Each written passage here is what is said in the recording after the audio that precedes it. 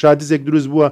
کەس نازانێت سەرۆت و سامانەکەی چۆن کۆکرێتەوە چۆن ئەو داهاتت کۆکرێتەوە تۆ دەی فریاد ڕەسی و کێشەکانی خۆ چارەسەر نەکردووە کاتێک هەفتەی شوبات هەموو کوردستان کێشەی داهاتی نەبوو ئیخوانن مسلمین بۆ بەزمی کرد بۆ یەکگرتووە کێشەی دروست حزبێکی بیجامە لە پێی بێ هەڵوێستی کە مەجموعەی خەڵک بە دەمامک بە کوردی قساکە جلی کوردی لە بەرێتی بەڵام ناخێکی دەروون ڕەش و پیسی هەیە بەرامبەر بەهەرمی کوردستان وانەی تریش ئۆپۆزیسیۆنێکمان هەیە کە تەنها هەموو شتەکان بەڕەش دەبینێ لە هەر کوێک شتێک دەبینن بە شێوەیەک لە شێوەکان بە شێوەیەک دەی قۆزنەوە بە سیاسی دەکەن بە سیاسێکی خراپ بۆی کە تۆ خاک لە بەرچاو بخەن ئاڵا لە بەرچاو بخەن پێشمەگە لە بەرچاو بخۆن پەرلەمان لە بەرچاو بخەن ئەوان هەموو کاتێک خۆیان دەکەنە براوە و سوپەرمەنی ئەو ڕووداوانەی کە هەیە و کە ئێستا بازەواکەن ئەمە تەسلیم بکرێ ئەوە بکرێ ئەو بکرێ باشە بپێچوانە حکومەتی عێراقی چی لەسەر شانە جەنابی کاک مەسرور دەورێک یەکجار خۆی بینی بەڕاستی خۆڕاگر بوو و پێم وایە ئەگەر جەنابی کاک مەسرور خۆی نەبوایە قەناعەتتان هەبێ ئەم دەوڵەتە تۆزیشی نامە ئەم حکومەتە تۆزیشی نامە بنەرانی پایتەخت میدیا لە هەر شوێیەکان سڵاوتان لێ بێت ڕۆژ دوای ڕۆژ کێشە سیاسیەکان و پرسی نەناردنی موچە دەبێتە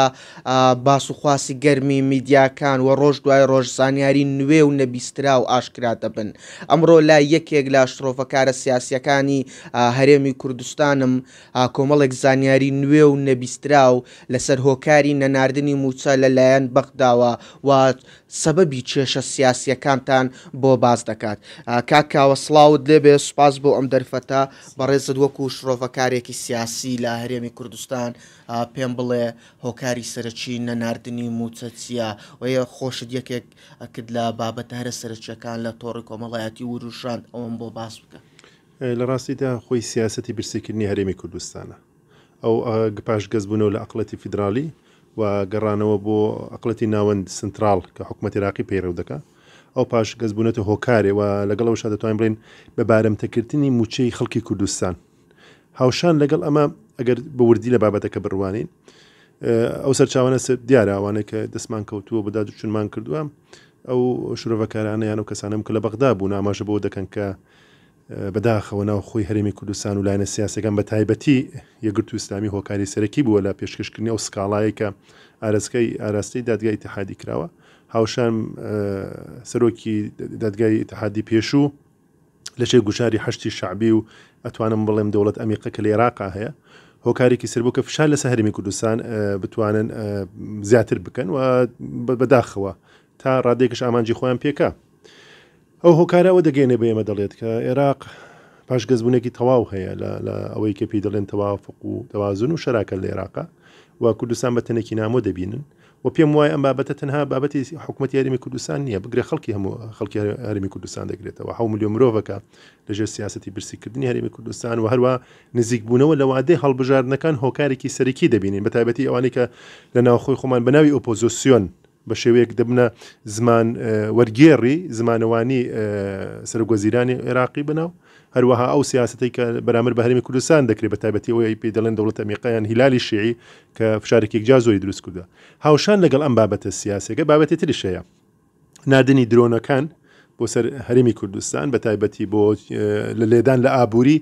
هەرێمی کوردستان کە خۆی درێژە پێدەری ئەو سیاسەتەی کە بە سەوارێکی بالیستیکی لە پایتەختی هەرێمی کوردستان درەوە هەموو هەرمی کوردستان کە دامانج واتان بابەتە بە برسیکردنی هەرمی کوردستانە بارەمتەکردنی موچەی خەڵکی کوردستانە بۆ ئەوەی کە گوشارێکی زۆر لەسەر هەرمی کوردستان دروستکەن بۆی کە لەسەر بنەمای گشتیەکان بە تایبەتی ئەوەی کە پەیوەنددارە بە بابەتی بەشداربوونی کورد لە عێراقی نوێ بۆی کە خۆی بە هاوبەش ببینێ ئەوە بەداخەوە تا ئێستا بەرەو کاڵبوونەوە ڕۆیشتووە بەڵام پێم وایە ئەم هەنگاوانەی دوایی بە تایبەتی ئەو کۆبوونی ئەمڕۆی جەنابی سەرۆکوەزیران ئەوە بێمە دەڵێ ئێمە دەڵێن شەڕشێکی خراپە بەڵام لە شەڕ خراپتر ئەوەیە کە تەسلیم بیت بۆی ئەو ڕێکەوتناوە کراوە ئەگەر سەرەتایەکی نیەت پاکی حکوومەتی هەرێمی کوردستانە ئەوان داوای 400,000 بەرمیل نەوتیانە کرد بەڵام تا ئێستا دیارە حکوومەتی هەرێمی کوردستان بەپێ ئەو توانایی کە ئێستا دەتوانێت و بەرهێنام کە لە کەرتی نەوتی 230,000 بەرمیلە لەگەڵ 120 میلیارد مانگانەیەکە دیاری بکرێت بەڵام ئایا عێراق پابند دەبێ و ئایا بیانەکانی عێراق لەسەر هەرێمی کوردستان کۆتایی دێ ئەم پرسیارەیەکە هەمووی دەخاتە گومان و من پێم وایە تا لە عێراق گەلی کوردستان بە هاوبەشی خۆی نەبینێ و دۆزە ڕەواکەی کە لە سێ ئەهدا چی لە ئەهدی مەلیکی وچی لە ئەهدی جمهوریەکان تاس کاتی کۆتایی دەسڵاتی سەدام و هەروە لە ئەهدی سێم کە لە 2023 تاکو ئێستا دەکا پێم وایە کورد هەمیشە دەست و پەنجە لەگەڵ ئەم بابەتانە بەردەوام نەرم دەکا کە ئەوش بابەتی چۆنێتی بەشداربوونی تاکی کوردیان یان بتە بڵێن کوردە لە مەمارەسەی دەسەڵاتی لە بەغدا بەڵام بە شێوەی گشتی من بۆ خۆم گەشتبین نیمۆ پێم وایە خۆری کورد لە بەغا ئاوا بووە و ئەم بابەتە تەنها مماتەڵەکردنە بە گۆڕانی دەم و چاوەکان بە تایبەتی لە عێراقینەوە بینیمان کاتی ئەوەی کە بینیمان لە سەردەمی جەعفەری لە سەردەمی مالکی لە سەردەمی عەبادی لە سەردەمی کازمی و ئێسی سوودانی واوەی دوای ئەوش دێ هەرم درێژە پێدەرەیە ئەوان چاویان بەم پێشکەوتنی هەرمی کوردستان نابێت خاڵێکی گرنگت وروژان کە باست لە لایەنە ئۆپۆزیسیۆنەکانی نێو هەرێمی کوردستان کردواتە لایەنە سیاسی نێوخۆیەکان لێرە بە دیاریکراویش باسی یەکگرتووی ئیسلامی کوردستانت کرد بۆچی ئەمانە وا دەکەن کە بە جۆرێک لە جۆرەکان موچەی هەرێمی کوردستان نەنێردرێت و کار بۆ لاوازکردنی قوارەی سیاسی و پێگەی هەرێمی کوردستان دەکەن کاکە نەهرۆ بەداخەوە ئیخوان حرەکێکی زۆر ترسناکە ئەوەی کە بینیمان ئیخوان چی ئەوەی کە لە میسر سەری هەڵداوە وا دەردکە دێتە ئەو سووریا یان دێتە ئەردن ئەوانە لە عێراقش بە تایبەتی ئەم حرەکێکی ترسناکە پێم وایە لە حەفتەی شوبات ئەو هۆکاری سەرەکی ئیخوانەکان بوون کە ئەو ڕووداوی حەفتەی شوبات و کێشیان لە بەردەرکی سەرهێنا بەردەم لە قی چوار و قۆناغی دووەم ئەوەی کە لە هەمووی خەتەرتر ئەوەی کە ئەو ڕووداوەکانی بادینان کە یەکگرتوو تاماوەیە زۆر باسیە کرد ئەو بوو کە بۆ یەکەم جار کورد لە بەغدا پەرتەوازە بوو لەسەر دەستی ئیخوانەکان بوون و دواترش بینیمان لە ڕووداوەکانی مسر بینیمان ڕسمی محەممەد مۆرسی کە گەورەی گوایە نازام ئەوەی کەسێکی عەرەبە و سەر بە ئیخوان ڕۆتی لە باخچی گڵکەندی هەولێر بینیمان کە لە سەرسەری خۆیان دانا کاتێک کە پێشمەرگە وەکو قارەمان تێکۆشەرەکانی ئێمە وەکو هوجام سەری پێشکەشەکردوان ڕسمی مرسیانە هێنا لەسەر سەری خۆیان دانا بۆیە ئیخوان حرەکەتێکی زۆر ترسناکە ئەوان کارەکەن لەسەر لێدان لەسەر ئینتیما کە ئەوش ئینتیمای نیشتیمانی کوردستانیە ئەوان کارەکەن بە شێوەی لە شێوەکان دەبینێت حرەکەتێکی لە هەموو ئەو فۆزانە لە هەموو ئەو فتنانە ئیخوان دەورێکی سەرەکی هەیە و بەڕاستی لێدان لە کەرامەت و ئیرادەی تاکی کوردیە پێم وایە ئەمە کورد ئەوەی کە داوای دەکەین مافێکی دەستوریە باشووری کوردستان پێشکەوتنی باشی بەدەستێناوە بۆ ئەوەی کە توانێتی داخوازەکانی خۆی لە چوارچەوەی دەستوری عێراقی کە دەستورێکی ئێستا دانپێنراوی نێودەوڵەتیە بچەسپێنێ مناڵم هەموو شتەکانیتیایە بەڵام شتێکی باشە بەڵام لە هەمووی خراپتر کاکە نەهرۆ ئەوەیە ئێمە ئۆپۆزیسیۆنێکی نەخۆشی سەرخۆشی بێهۆشمان هەیە ئۆپۆزیسیۆنێکمان هەیە کە تەنها هەموو شتەکان بەڕەش دەبینێ لە جیاتی ئەوەی کە ئاوێنەی کردەوەکانی حکومت بێ لە شەقامی بۆی کە ڕێعامێکی وا دروستکە کە حکومت ناچارکە بۆی کە چاکسازی کە درێژە پێدەری کارەکان لە خزمەت گوزاری بەڵام پێم وایە هۆکاری سەرەکی لە هەر کوێک شتێک دەبینن بە شێوەیەک لە شێوەکان بە شێوەیەک دەی قۆزنەوە بە سیاسی دەکەن بە سیاسێکی خراپ بۆی کە تۆ خاکە لە بەرچاو بخەن ئاڵا لە بەرچاو بخەن پێشمەگە لە بەرچاو بخەن پەرلەمان لە بەرچاو بخەن نایەن بێن بۆی کە گوشارێ دروستکەن گوشارێکی ئۆپۆزیسیۆن لەسەر حکومت بێ کە حکومت ناچار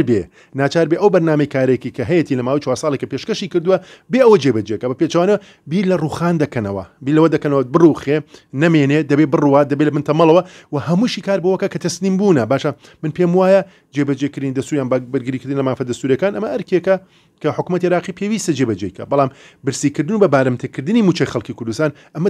دەرەوەی هەموو ڕێسا و یاساکانە بۆیە ساڵی 91مان ببیر دێتەوە کاتی کە حکومەتی بەعز موچەی لەسەر مامۆستایانی ئێمە ڕاگرت هەمان سیاسەتە هەمان درێژە پێدەرە و درێژە پێدەرەوە کە ئێستا ناتوانن کیمیا باران بکەن ئەنفالمان بکەن ئەوەی سە درۆنمان بۆ دێنن بە سەواریخی بالیستیکی نێودەوڵەتی لە ئێمە دەدەن بۆیە لەمانە هەموو دەبینین ئۆپۆزیسیۆن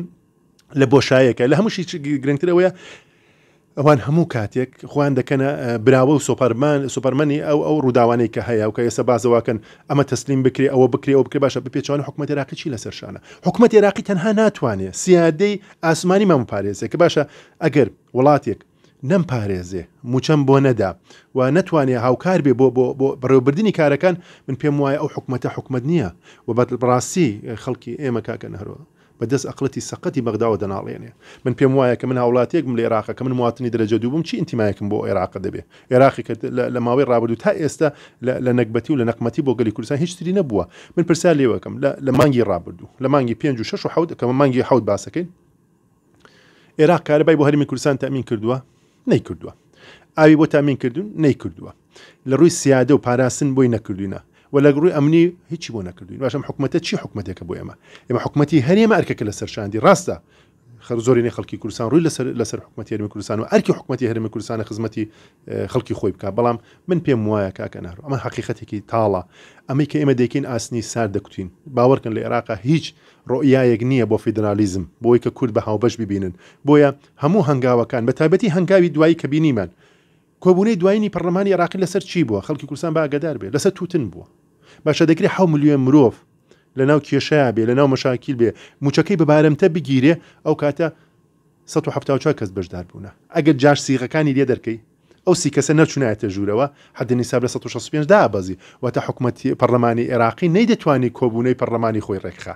ئەو کاتە چی لە بەرژەوەندیە بوو واتە ئەو کاتە گوشارێکی مەدەنی دەسووری دەبوو لەسەر حکوومەتی عێراقی کە پەرلەمانی عێراقی کۆبوونەکەی پەک خراوە بەڵام لە 174 تەنها یەک لیست و یەک قوارەی سیاسی لە عێراقا هەڵوێستی دەبێ ئەو سی و یەک پەرلەمانتاری پارتیای کوردستانە کە داخلی هەڵبژارد داخلی کۆبوونی پەرلەمان نابێ بۆیە ئەمە پێم وایە پێویستمان بە هاوڕێزیەکەی ئەگەر یەکریزنی لە هەرێمی کوردستان من داوا لە ئۆپۆزیسیۆنەکەم بە هاوڕێز بین ئەگەر بەرگریکردن لە مافی خەڵکی کوردستانە کێشە لە بینی عێراق و هەرێمی کوردستانە کە ئەو کێشانە عێراق بۆ هەرێمی کوردستان دروستێکە باشە کێشەمە تەنها موجەیە من پرسیار لە ئۆپۆزیسیۆنەکەم هەرێمی کوردستان بە دوایین سەرژمێری کە ئەنجامی داوە 14.5 پێکهاتی هەموو عێراق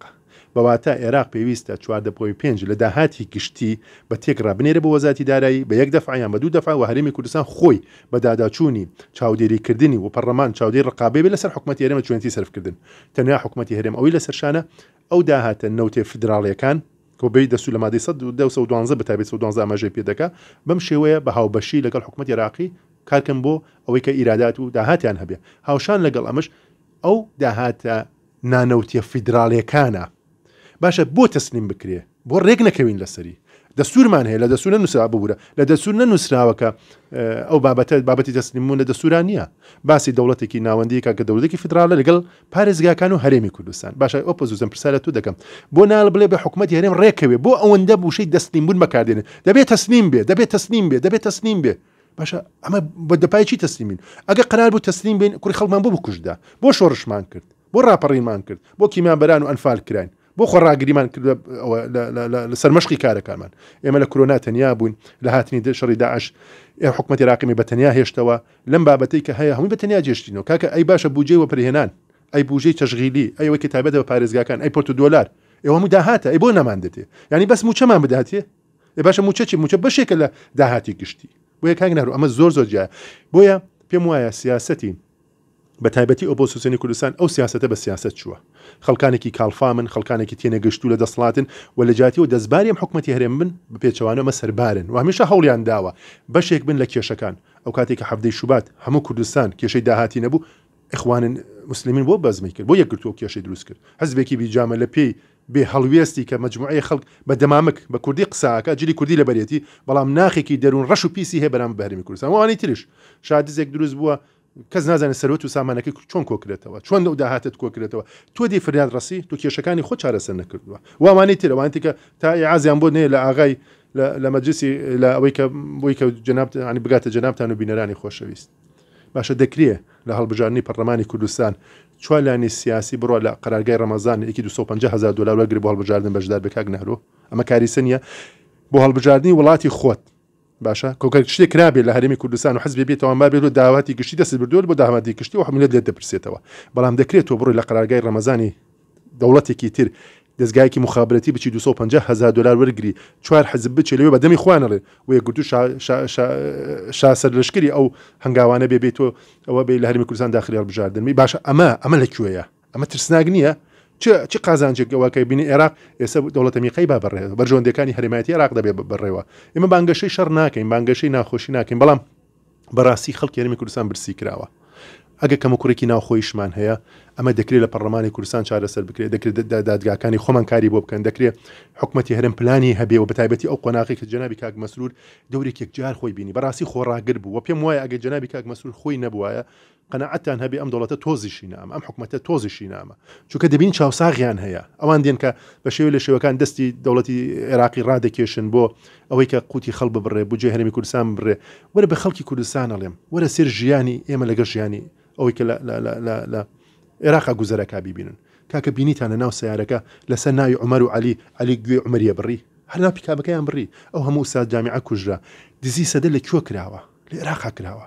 دوێنێکە سۆمۆ ئێستا باسی هەرێمی کوردستانەکەن من باسی سۆمۆ ئەەکەم ئەزانین سۆمۆ ئێستا ئەوە لەلایەن ئەمریکا گۆجێت چاودێری کە شەریک بووە لە تەهریبکردنی نەوتی ئێران بە نەتێکەڵکردنی لەگەڵ نەوتی عێراقا ئەم سۆمۆیە کە ئێستا لە هەرێمی کوردستان ئۆپۆزیسیۆن باشە بەناوە پۆزیسیۆن تابان و بەو شوێ دەبینی شا گەشتکە بووە و سۆمۆیە کەوتە عێراقی باشە بۆ عێراق تووشی عقوبە نابێت لە ڕووی داراییەوە کە تۆ بڕی دەوڵەتێکە لە ڕووی نێودەوڵەتیەوە گۆشەگیر کراوە تۆ بڕی نەوتەکەی بێنی لە وڵاتی خۆت تا ساغی کەیت تۆ بە نەوتی خۆت ئەمە زەربە لە دابووری عێراق نادا بۆیە پێم وایە عێراق دووشتی لێمە باشترە یەک بە هەر شوێ بێ موچێک لە برینی داهات و ڕسقیەمە دەبڕێ بۆ هەشتی شعبی و پازاری ئێرانی و ئەردەنی فەڵەستینی موچە لە حکوومەت عێراقی هەیە نکۆڵی ناکە دوو بابەتی بنزینی 450 ئەم دوشتی لێ جاکەرەوە عێراق چی هەیە عێراقێکە خۆی سەرۆکی پەرلەمانەکەی عێراقی بە ناسنامەی سەخیف ناو بە ئەبێ چی عێراقێ بێ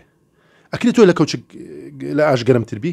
ئەکرێت تۆ کەوچکی گەرمتر لە ئاش بیکە بەم شێوەیە بیرکەیتەوە کە سەرۆک پەرلەمانەکەی عێراق و ناسنامەی عێراقی بە سەخیف ناوە بە تۆ بۆم عێراقە بۆکەی ئەم هەرێمی کوردستانە بەم هەموو مادووبوونە تەسلیمی دەست حکوومەتێکی عێراقی بکەیت لە چی لە دەرەوەی چوارچەوەی دەستور زۆر سپاس دەکەم ئەگەر کۆتا پەیامت مابێت یاخود قسەیەکت مابێت لە کۆتاییدا پێم وایە ئێمە پێم وایە بە هاوڕێزی وەگرێزیمە سەرکەوتووە بین حکومەتی هەرێمی کوردستانی هەموو لایەکمانە دەکرێت لەسەر کەم و کوورەکان هەڵوێستە بکەین دەکرێت لەسەری ڕاوەستین دەکرێت داواشمەوەیە کە حکومەتی هەرێمی کوردستان هەوڵدا بە زوو کابینەی دێمپێک بێنێ پەرلەمانی کوردستان ئەکتیو بێتەوە سەرۆکایەتی هەرێمی کوردستان بەکاری خۆی هەڵسێ ئێمە بێ بزانین حکومەتی عێراقی ڕۆیایەک و دنیابینیەکی نییە بۆ هاوبەشی لەگەڵ هەرێمی کوردستان بۆ ڕووداوانی کە ڕوودەدا بۆ گۆڕانکاری کە دەبێت لە هەرێمی کوردستان دەبێت ئێمە دەستگا و ئۆرگانە دەستوریەکانی خۆمان ئەکتیو بکەین خۆمان ئامادەکەین بۆ ڕووداوە گەورەی کە ناوچەکەڕۆدا کورد پریشکی بەرەکەوێت بەڵام ئەگەر هاوڕێز نەبین و یەکریز دەبین ئێمە باجی قورس دەدەین زۆر سپاس دەکەم بینەرانی پایتەخت میدیاەوەی گوێبیستی بوون گوتەکانی کاک کاوە ئەحمەد شڕۆڤەکاری سیاسی بوو وەک خۆتان گوێبیستی بوون ورد و درشتی ئەم ڕووداوانەی بەم دوایەی کە هاتە ئاراوە بۆتانی بە ورد و درشتی شی کردەوە